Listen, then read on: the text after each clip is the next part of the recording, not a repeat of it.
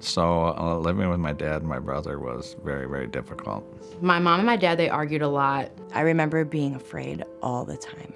The abuse was physical at times, and it certainly was emotional for a great deal of it. My dad used to abuse us physically, sexually, emotionally, financially. And we went in the room and my mom was on the ground and he was just beating her up and he was like, "Go in your room," like yelling. And my mom was like, "Go in your room," like, "It's fine." I think at 2, that was a lot. It was much easier to meet his needs or to keep him happy than it was to deal with the anger. It was not a healthy environment to be in.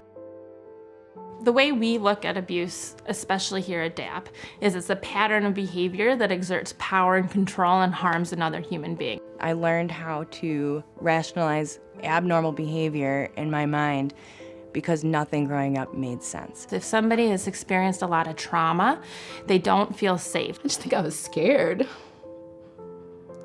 because he was supposed to like protect us. And I got very good at placating him and very good at keeping him happy to try to keep the people around me safe. In an abusive relationship, there's a lot of fear, and fear is used as a main tool to control. It was like walking on eggshells the whole time. As a teenager, I started to rebel pretty heavily, and when I was 18, I became pregnant. And I met this man who really wanted to take care of us.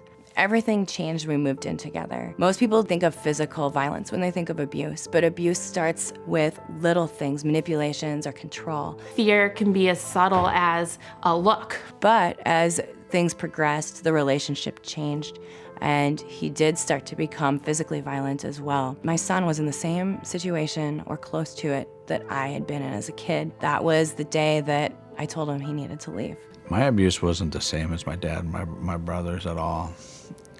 Mine had to do with a lot of yelling and a lot of emotional abuse. When he would yell, I was like shocked and taken aback. It just didn't make any sense to me. Things were escalating, and I felt at that point that I needed to have some kind of intervention.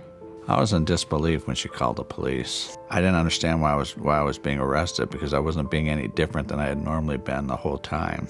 While he was in jail, I packed up my things, and we were separate for about 6 months.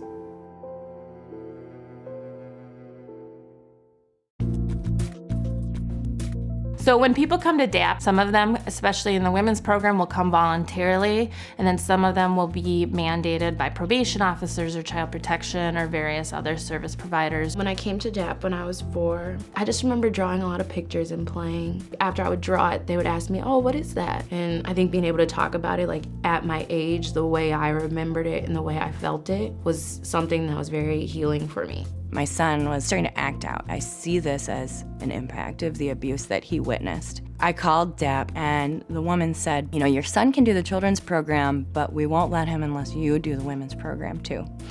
And I was like, okay. The basic thing that we start with is just kind of education. It's hard. Every pattern and every relationship looks different. Well, things started to change almost immediately when I got involved with DAP. As he was in the program with DAP, I wasn't sure that I was coming back. I was surprised by a lot of things that he said, and actually they made me very hopeful. And so once people can start understanding what their pattern looks like, they start to gain insight and they can get their feet back on the ground again. His attitude was, this isn't a punishment, this is an opportunity. She started to see me be more relaxed. She saw me as far less confrontational. I know in the women's program we have women who are still in the relationship, we have women who are in the process of leaving or considering leaving, and we have women who've left the relationship 8-9 years ago because they're still at different points in their healing process, and so they're kind of looking for different things when they come here. I don't think I truly understood the gravity of the impact of the abuse I'd experienced as a kid until I came here. And the Domestic Abuse Project gave me the tools I needed to be able to heal.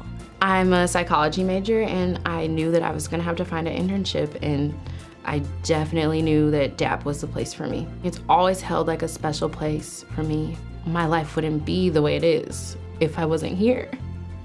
I think one of the most important things that have come out of this for my husband is that he's become so reflective and so aware of how his words impact other people. I wanted a different part of me to come through, not an angry person or not a violent person, but a gentle person. Kind of like going back to being that gentle kid again. I left here with the world open to me. This place truly saved my life.